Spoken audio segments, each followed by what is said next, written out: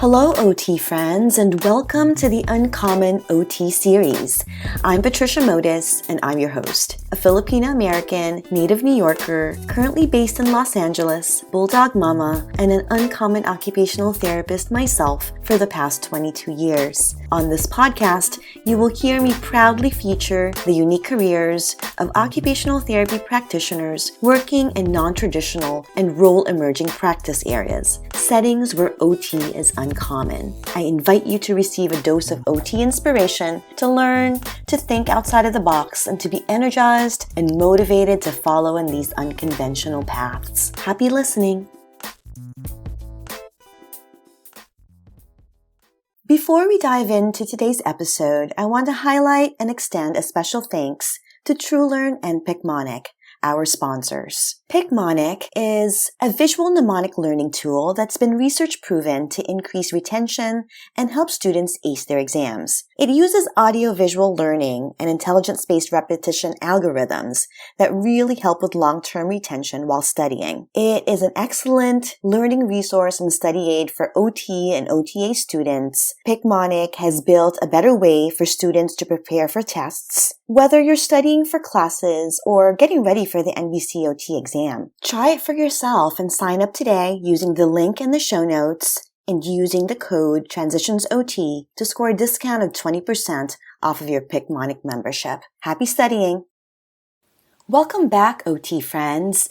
Today, I have for you a fun episode that I've pieced together to kick off my second year podcast anniversary celebration. On this episode, you will get to know me and some of my uncommon OT guests just a little bit more through some bonus questions. You will hear about some of our favorite occupations, our occupational therapy elevator speech, our favorite parts about being an OT, and hear about some significant individuals who have inspired us over the course of our careers. We're going to kick it off by sharing some of our favorite occupations. I'll go first. I love to dance. I love to sing. I love to eat. I love going wine tasting, traveling, gardening. Love yoga and meditation. Some of you might already know that. Love walking my dogs, spending time by the ocean, eating at new restaurants, just to name a few. Yes, thank you. That's a great question. I always think sometimes as occupational therapy practitioners, we're good at that with other people and not so much ourselves. So I love to read, listen to a lot of audiobooks. We have a community garden, so I do a lot with the community garden. And this year I'm helping with a small farmers market where we actually allow entrepreneurs who are looking to get started, sell goods, whether it be food or craft supplies. And so hoping that they can kind of get a good start in our community and help bring thriving to our diverse neighborhood. And then I'm a mom, so obviously like invested in the things my kids care about. And then my other favorite thing is I love live music. So I love to go to concerts. A couple of my favorite occupations are reading and writing. I also really like to swim, and I like to explore different places in my city. So specifically, I like to try new restaurants in Chicago. My most favorite occupation is reading books. The second favorite is traveling. Ooh, a few of my favorite occupations. I love to cook. I love cooking. Not so much baking, but cooking, more savory cooking. Let's see. I love listening to music. So that's one of my favorite leisure engagements. And then spending time with my kids, just like doing things outside or anytime I get to take on that parent role and spend time, but more of that play. I would say more of that play with my kids. Yeah, I would say it. Those are my top three. Okay. I love water. I love swimming and paddleboarding. And then I love snowshoeing because I live in Canada. I have to find ways to love the winter. So And then another little side hobby, I like to crochet. Give us your OT elevator speech. Well, for me, I usually go the occupations route where I start to explain how, in the field of occupational therapy, everyday activities like work, leisure, self-care, or going to school are known as occupations. And occupational therapists help individuals identify and implement practical solutions that really help promote a smoother participation in one's daily occupations. OTs help individuals build skills for the job of living. I use that tagline all the time because we help individuals engage in meaningful occupations that support their health, well-being, and life satisfaction. In the settings where I currently practice, we do this by helping our clients set goals, create plans, and help them figure out ways to navigate systems and barriers. So occupational therapy to me is really working with people to do the things that they define as meaningful in their lives. And as we know, that's incredibly diverse. And so I keep it pretty simple. That's pretty much my elevator speech for our profession.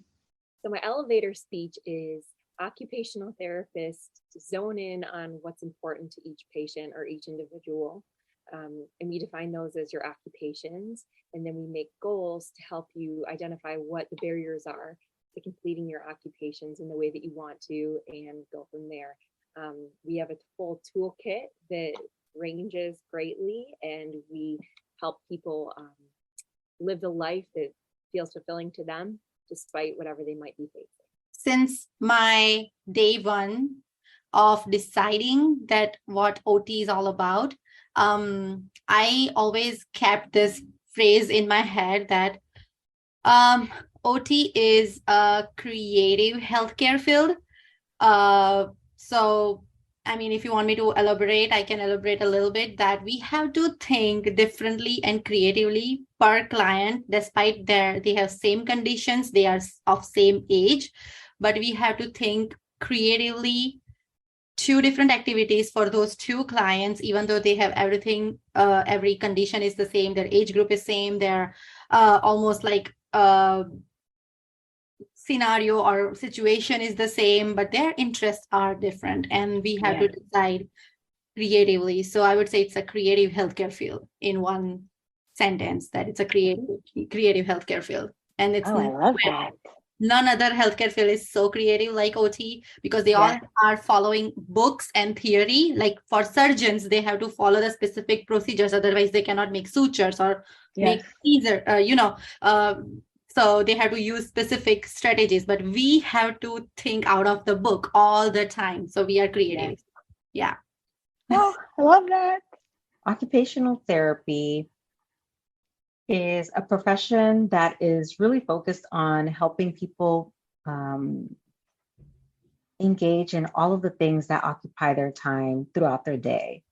And we do that by looking at the whole person, taking into account their mental health, but then also, everything that goes into that person, that being. So cognition, physical abilities, every and anything that goes into that person, so that we can help get them back to participating in things that occupy their time. So it is a field that I believe that is important to help people regain the abilities to do daily life tasks. As an occupational therapist, I support people in having meaningful activities in their life. When working with children, what that often looks like is supporting them in play, in being able to be independent in their own self-care. Tell us what your favorite part is about being an occupational therapist. Well, for me, my favorite part about being an OT is our holistic perspective and our holistic lens and holistic approach to situations. I also love the fact that we are so versatile in whichever way we can utilize and apply our skill set, again, using our OT lens and in a variety of settings. I think really discovering people is one really favorite part, and that allows you to be creative and meet people where they are. I love that we're a profession that's not the same intervention to every person, and that the part of the challenge of being a great occupational therapy practitioner is finding that passion and occupation that person values and helping them achieve it. My favorite part about being an OT is that you get to be very creative. I've worked it across a couple of different settings and I've seen a lot. And then now I feel equipped to be an entrepreneur. And I think that my OT mind never really turns off. Same creativity, so that I'm always updating and using actual logical skills and creativity every single day. It's not boring. So OT makes me feel alive, feel fresh every day. So I'm like looking forward, what will come next tomorrow, you know, even though it's the same client, but how can I change that obstacle course? How can I use this new cutting skills or new worksheet, etc. So it's creativity, the same that makes me happy about OT. Ooh, my favorite part about being an OT is really working with my clients and seeing progress, or just seeing the connections that they're making and watching the skills translate over. So really seeing the clients integrate and adapt the skills. That's probably the best part for me. Like when I'm able to really provide support and just facilitate the skills that they already have and build on that, and when I see the clients get it, you just see a light bulb. And it's just amazing. That's my favorite part. Yeah. I love the diversity and the flexibility within the profession. I work in pediatrics. I also work in tech, and I have been able to shift and adjust my passions. They say that over a career, you will change your profession, or you'll change your job multiple times.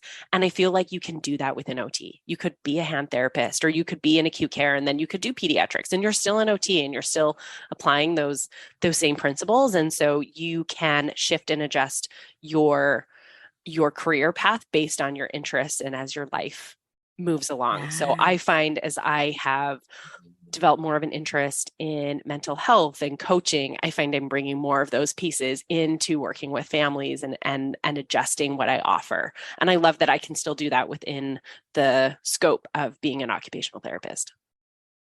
Next, listen to us talk about who our OT idols or inspirations are. I would have to say that hands down, my idols are the clinicians that compose the mental health task force in New York City. Some of these occupational therapists were my previous supervisors, managers, mentors, and really just individuals that I had the fortune of being able to lean on when needed. So it's through their mentorship that I believe I gained the confidence to embark upon non-traditional OT paths. Incredible clinicians like Joan Fader, Diane Tufik, Ann Scott, Suzanne White, Pat Preson, Emily Raphael, Mabel Almonte, and Robin Gahan Berman, who's doing incredible things at Project Renewal.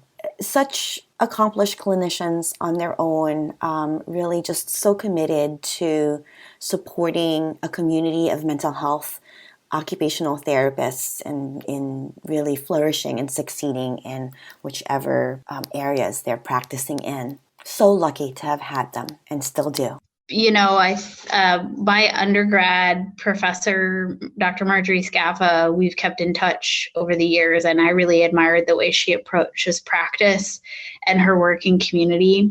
But a lot of my, former students that are doing really amazing things, that, like Brandy Archer, who's created an app, Lauren Sheehan, who works in tech, they're just doing amazing things, and to be a part of their journey and see where they're at now, and that they're unafraid to jump into different things. So I love seeing them grow and keeping track of that. Ooh, I have a couple. I'll say two of them. So my inspiration and the reason why I'm an OT is my aunt. She lives in San Francisco, and she just retired. I believe she's 67, and she worked in school OT at the end of her career, but she's done it all, from working in prison to working in hospital to ending up in schools. So she's the one that taught me what OT is, and then she helped me see how broad it could be. And then my professor from college, one of my professors from college, we traveled to Ecuador together in grad school. I got to know her on a different level from traveling there and doing OT there with her. So throughout, who has helped me like till today is Dr. Luis Arabit. He is amazing mentor, and he's a great OT, and he's also at San Jose State right now with me, and also AOT PAC Region 5 chair. So those three for leadership, and for clinical ways, all our authors, Dr. Win and many OTs from India, Dr. Apte, who was in my home city and who is still very much more inspirational. He's doing a great inspiring work in my city back in India. So I have met a lot of OTs, and also my students are my inspiration too. They ask so many amazing questions, so they keep me. So those are my favorite OTs, like future OTs, if I say. But yeah, so like many, and like for we say that those who are doing some untraditional work and those things, then you, because you're my favorite OT, like you are doing so good getting all the things together. So yeah, like a lot, like in every category, I have like different favorites. So well, thank you. I'm just excited. I made the list, but ooh. Okay, so I have like mentor, role model, and like educator, and these are like three people that I idolize, and they're all women. And one, I would say role model, I would say Arameh Anvarizadeh, Vice President of AOTA. Yes. Mentor, Dr. Elizabeth Ching, and educator, mentor, colleague, role model, like everything is Dr. Chi Kwan Shea. I would say right now it is Carlyn Neek. I have been working with her in her Activate and Vitality program, and I am just so appreciating the work that she is doing and the way that it is inspiring me to continue to find joy and value in my work. So I really hope you enjoyed that little medley. And thanks for giving me the opportunity to show off my much improved editing skills over the course of the last 2 years. I am super proud of me on that regard.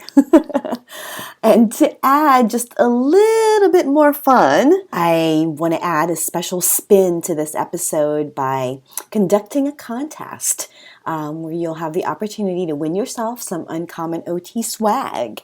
If you can guess which of my Uncommon OT guests were a part of this episode, check out the show notes on information on how to win. And finally, to continue our celebration throughout the month of August, I am thrilled to bring you not just one, but 2 rockstar occupational therapy practitioners who are practicing in the same non-traditional and uncommon setting. Yay! Exciting stuff, you guys. Again, super excited to be celebrating the 2nd year. This experience has been nothing but fun, stimulating, motivating, energizing, and really a great way to connect with like-minded individuals and individuals that I frankly want to be surrounded by. So thank you so much for all of your support over the last 2 years, for listening to these inspiring episodes, and I look forward to bring you more inspiration in year 3. Happy listening, friends. And that wraps up another inspiring episode of the Uncommon OT series. For more information on non-traditional occupational therapy practice settings and to connect with me, please visit www.transitionsot.com. If you like this episode and are looking for other ways to support my Passion Podcast project, please share this episode with a friend or colleague, or give me your feedback by leaving me a rating or review on your favorite podcast listening platform. You can also pledge your support by being a patron on Patreon. All ways of support are greatly appreciated. Sending big OT love. Thank you so much for listening. Until next time.